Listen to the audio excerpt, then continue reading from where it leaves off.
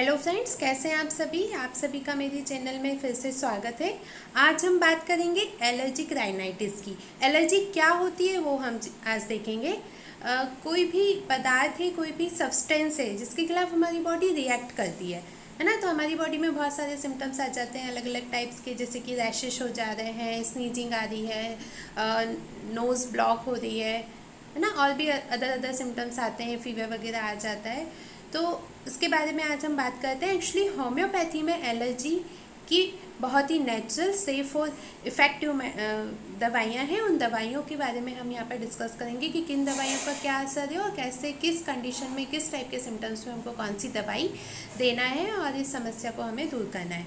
ठीक है। एलर्जी में होता क्या है?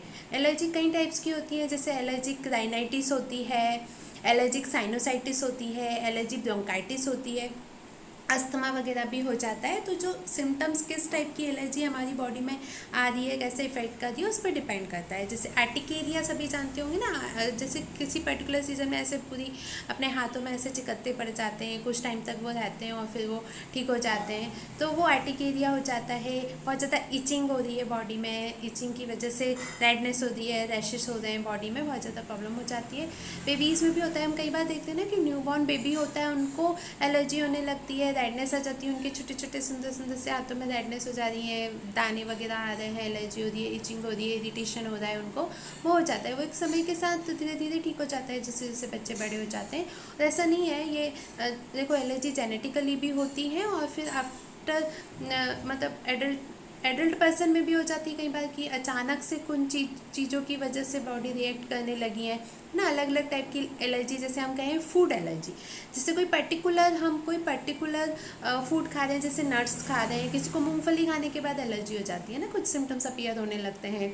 और कुछ लोगों को अदर जैसे मशरूम खाने से किसी को एलर्जी हो रही है। तो अलग अलग फूड की वजह से भी एलर्जी बॉडी में हो जाती है। कोई मेडिकेशन, आफ्टर मेडिकेशन आपको हो रही है, कोई दवाइयाँ खा रही है, उस पर्टिकुलर दवाइयों से आपकी बॉडी में रिएक्शन हो रहा है ना। नॉर्मली तो ब्लड टेस्ट होता है जिससे हमें पता चल जाता है कि कौन सी चीज़ों से पर्टिकुलर उस पर्सन को एलर्जी है। अलग अलग कुछ जो परफ्यूम्स होते हैं ना, परफ्यूम्स की वजह से किसी को एलर्जी हो रही है, सिगरेट के धुएं से एलर्जी हो रही है। सिगरेट के धुएं से तो सबको ही एलर्जी होना चाहिए, एटलीस्ट कम से कम परिवार में किसी फैमिली मेम्बर्स में कोई स्मोकिंग करता है और उस आसपास के परिवार को यदि उससे एलर्जी हो रही, प्रॉब्लम हो रही है, तो एटलीस्ट वो कम से कम छोड़ देगा। और धुएँ से एलर्जी होती है, जैसे हम कहते हैं सुबह सुबह घास में चलना चाहिए पैदल, तो बहुत अच्छा स्वास्थ्य रहता है, बट घास से एलर्जी हो जाती है किसी किसी को, कुछ कीड़ों के काटने से एलर्जी हो रही है, पर्टिकुलरली किसी को किसी पर्टिकुलर मौसम में ही एलर्जी होती है, और कभी कभी तो साल भर एलर्जी रहती है, एलर्जी है ना। और भी बहुत सारे रीजंस होते हैं। एक लेटेक्स एलर्जी होती है, अभी कोविड में सब लोग ग्लव्स पहन रहे थे, स्पेशली जो हेल्थ वर्कर्स हैं। तो लेटेक्स क्या है, एक टाइप का प्रोटीन है, जो नेचुरल जो प्राकृतिक रबड़ होती है ना, उससे जो चीज़ें बनाई जाती हैं, तो उसके कांटेक्ट में आने से वो, यदि हमारी बॉडी के कांटेक्ट में आए, जैसे ग्लव्स पहनने के बाद एलर्जी हो रही थी, पूरे रैशेस हो रहे थे हाथों में, रेडनेस वगैरह आ रही थी, है ना, जो ज़्यादा टाइम तक ग्लव्स को पहन रहे थे, तो लेटेक्स एलर्जी होती है। अलग अलग टाइप से ये हमने एलर्जी देखा। तो एलर्जी को दूर करने के लिए होम्योपैथी में बहुत अच्छी दवाइयाँ हैं। तो पर्टिकुलरली एलर्जी से क्या सिम्टम्स आ रहे हैं, जैसे सुबह सुबह कुछ लोग उठते हैं और स्नीजिंग स्टार्ट हो जाती है ठंडे की वजह से। जैसे ही आप वॉशरूम के अंदर गए, थोड़ा सा ठंडे का एक्सपोजर हुआ, उसके आप कांटेक्ट में आए और आपको छींक पे छींक आ रही है ना, अक्षी अक्षी अक्षी, इतनी सारी छींकें, 15 20 25 छींकें आ रही हैं कंटिन्यूसली, बहुत ज़्यादा साउंड के साथ, तो पूरी फैमिली परेशान हो जाती है कि इतनी सारी छींकें आ रही हैं।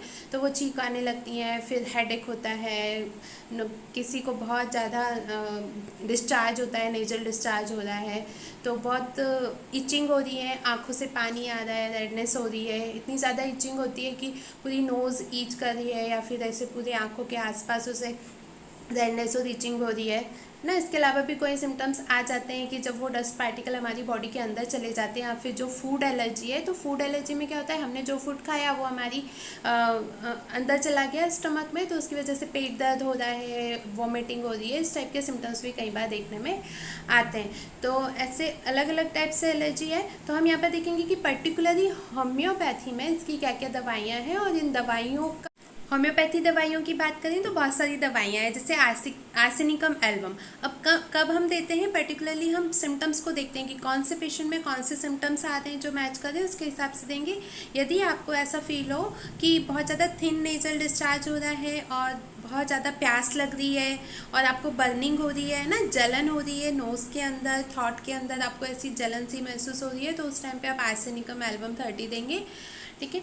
और नेक्स्ट है allium cepa medicine. Allium cepa कब देंगे कि यदि आपको नोज़ से जो डिस्चार्ज हो रहा है ना, जो डिस्चार्ज हो रहा है वो बहुत ज़्यादा ऐसा छिल जा रहा है आपको नीचे, बहुत ज़्यादा बर्निंग हो रही है ना, उस टाइप का एक्रिडिटी फील हो रही है, तो तब आप उसे एलियम सीपा दे सकते हैं। बहुत ज़्यादा जो आई से जो डिस्चार्ज हो रहा है उसमें इतना ज़्यादा उससे ऐसा छिला हुआ सा और ऐसा बर्निंग सा फील नहीं हो रहा है, बट यहाँ पे नोज़ के आसपास बहुत ज़्यादा एक्रिडिटी, बहुत ज़्यादा जलन हो रही है, तो उस टाइम पे एलियम सीपा अच्छा काम करती है। जो हे फीवर होता है ना, हे फीवर जनरली हम किसको कहते हैं, जैसे कि पर्टिकुलरली जब वो जो प्लांट्स होते हैं उनमें जो परागण होता है, उनका जो पार्टिकल्स होते हैं वो क्या होता है, एटमॉस्फेयर में फैल जाते हैं, और वो जो पार्टिकल्स फैल जाते हैं वो फिर जब कांटेक्ट में आते हैं, जब हम इनहेल करते हैं तो वो हमारे नोज़ के थ्रू अंदर जाते हैं, तो उन पार्टिकल्स की वजह से स्पेशली प्रॉब्लम्स क्रिएट हो जाती हैं, और पर्टिकुलर सीजन में उस टाइप के फिर फीवर वगैरह और बहुत सारी प्रॉब्लम्स आ जाती हैं। उस कंडीशन में भी अच्छा वर्क करती है। फिर यदि हम नाइट्रम्यूल की बात करें तो नाइट्रम्यूल जनरली हम देखेंगे यदि किसी को पता चलता है स्नीजिंग हो रही है, स्नीजिंग वगैरह में भी हम दे देंगे। यदि फिर जैसे ड्राइनेस ऑफ स्किन है बहुत ज़्यादा, और सबसे मेन कि उसको यदि बहुत ज़्यादा किस लोगों को नमक खाने की बहुत क्रेविंग होती है ना, तो यदि उसको क्रेविंग है सॉल्ट खाने की, तो उस टाइप के सिम्टम्स, ठीक है, ये जो एलर्जिक राइनाइटिस के सिम्टम्स उस पेशेंट में है, और पर्टिकुलरली हम यदि उससे केस टेकिंग के दौरान पूछेंगे कि भाई आपको क्या पसंद है, क्या आप खाते हो, किस ज़्यादा आपको किस चीज़ की क्रेविंग है, तो उसके हिसाब से हम उसको आइडेंटिफाई कर सकते हैं। एक जैसे सल्फ़र दवाई भी बहुत अच्छा वर्क करती है। सल्फ़र कब, यदि आपको बहुत ज़्यादा इचिंग बर्निंग के सेंसेशन हो रहे हैं, अर्ली मॉर्निंग में आपको प्रॉब्लम्स हो रही हैं बहुत ज़्यादा, तो उस टाइम पे भी हम दे सकते हैं। और भी बहुत सारे सिम्टम्स हमको मैच करना होता है। कैलकेरिया कार्ब हम ना क्या कॉन्स्टिट्यूशन भी देखते हैं पेशेंट का, कि मतलब उसका फिजिकल बॉडी मेकअप कैसा है, फेयर है, डार्क है, थिन है, थुलथुला है, मोटा है, पतला है, किस टाइप के हैं, ये सब चीज़ें भी नोटिस की जाती है बहुत अच्छे से। तो जो यदि कैलकेरिया कार्ब का जो पेशेंट होता है एकदम लूसी चूबी सा, गोरा सा और मोटा सा होता है, तो उस कंडीशन में, उस टाइप के पेशेंट में यदि ये सब सिम्टम्स आ रहे हैं एलर्जी के, तो हम उसे दे सकते हैं। काली ब्रैकम दवाइयाँ देते हैं यदि स्नीजिंग आ रही है उससे, है ना, बहुत ज़्यादा। तो इस टाइप की कुछ दवाइयाँ हैं जो होम्योपैथी में बहुत अच्छा रिएक्ट करती हैं, जो पर्टिकुलरली इंडिविजुअलाइजेशन करके हम देते हैं। एक बहुत अच्छी दवाई है, एक ड्रॉप होती है R84, उसका भी बहुत अच्छा रिजल्ट है। आपको R84 लेना होता है। एक ड्रॉप होती है कि हाफ कप बॉटल में आपको 10 से 12 बूंद डाल के और फिर दिन में 3-4 बार लेनी है। वो डिपेंड करता है कि आपको बहुत ज़्यादा प्रॉब्लम है क्या, बहुत ज़्यादा स्नीजिंग आ रही है, बहुत ज़्यादा डिस्चार्ज हो रहा है, बहुत ही इरिटेशंस हो रहा है, बहुत ज़्यादा प्रॉब्लम्स हो रही हैं, तो आप उसकी क्वांटिटी को बढ़ा सकते हैं। दिन में 3 से 4 बार ले सकते हैं उस R84 को, और फिर धीरे धीरे आप उसके डोजेस को कम करके, और फिर लास्ट में कम से कम 6 महीने तक उसको कंटिन्यूसली दिन में 1 बार कर देंगे, पहले दिन में 2 बार कर देंगे, 3-4 बार से कम करके, देन उसके बाद फिर 1 बार करके उसको लेके कंटिन्यूस ले लेंगे, तो पूरी तरीके से आपकी जो एलर्जी की प्रॉब्लम है वो पूरी तरीके से ठीक हो जाएगी। ठीक है, थैंक यू।